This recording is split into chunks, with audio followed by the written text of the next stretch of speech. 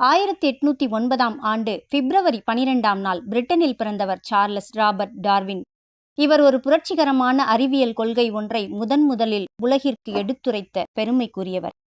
இவர் தந்தையும் தாத்தாவும் மருத்துவர்கள். பிரிட்டனில் உள்ள ஸ்ரூஸ்பெரியில் தொடக்க கல்வியை தொடங்கிய டார்வின் சிறுவயது முதலே விலங்குகள், புழு, பூச்சி உள்ளிட்ட உயிரினங்களின் மீது தனி கவனம் செலுத்தி வந்தார்.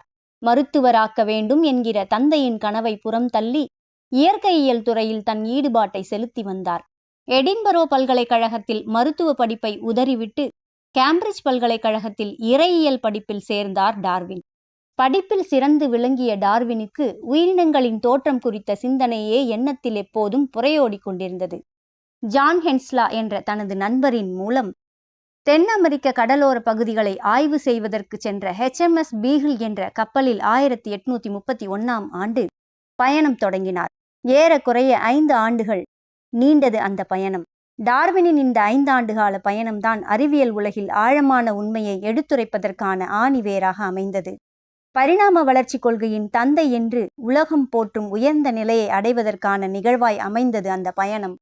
உயிர்களின் தோற்றம் கடவுளால் அமைக்கப்பட்டது என்கிற சித்தாந்தத்தை விரட்டி அடித்தது அவரது கொள்கை. புல்லாகி, பூடாய், புழுவாய், மரமாகி, பல்விருகமாகி, பறவையாய், பாம்பாகி, கல்லாகி, மனிதராய், பேயாய், கணங்களாகி என்று பரிணாம வளர்ச்சியின் படிநிலையை சொன்ன மாணிக்க வாசகரை போலவே பழங்காலத்திலேயே பலரும் பலவிதமான ஆராய்ச்சிகள் செய்திருப்பினும் இறுதியில் இறை நம்பிக்கையில் ஆய்வின் முடிவை நிறுத்திவிட்ட காலமாய் 18ஆம் நூற்றாண்டு வரை தொடர்ந்தது.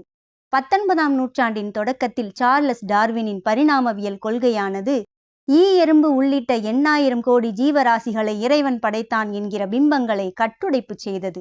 கடல் பயணம் தந்த பட்டறிவு, கடவுள் என்ற நிலை தாண்டி இயற்கை என்கிற உயிரினங்கள் தான் உயிரினங்களின் பொதுவாகவும் தோற்றமாகவும் அமையும் என்கிற பகுத்தறிவை முன்வைத்தார் அவர். தென் அமெரிக்க கடலோர பகுதிகளில் பல்வேறு உயிரினங்களை கண்டறிந்து அவற்றின் மாறுபட்ட எலும்புகளை சேகரித்து அவற்றின் ஒற்றுமை வேற்றுமைகளை ஆராய்ந்தார்.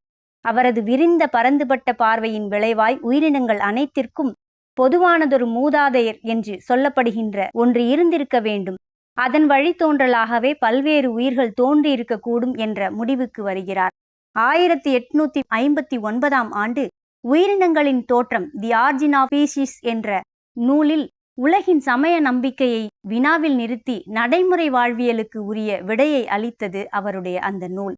இதுவரையில் கடவுள்தான் மனிதனை படைத்தான் என்ற கோட்பாட்டை எவராலும் தொட்டு கூட பார்க்க முடியவில்லை.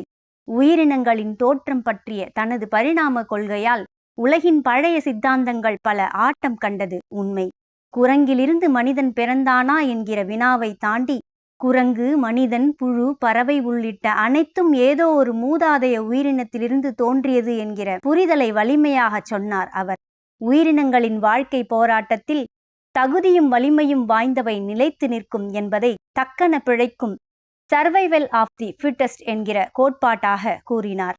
அதாவது பூமியின் பரிணாம வளர்ச்சிக்கு ஏற்றவாறு தன்னை தகவமைத்து கொள்ளும் உயிரினமே தொடர்ந்து வாழும் என்று அவர் கூறினார்.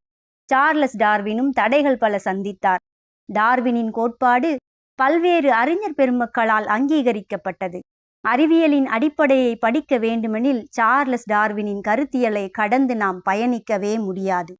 துன்பம் உறவரினும் செய்க துணிவாட்சி இன்பம் பயக்கும் வினை என்ற வள்ளுவரின் வாக்கினை போல் வலிமையான உறுதியோடு துணிவோடு தான் கண்ட கருத்தை துணிந்து உலகிற்கு உரைத்த சார்லஸ் டார்வினின் பிறந்த நாளில் அவரின் பெருமைகளை போற்றி மகிழ்வோம்.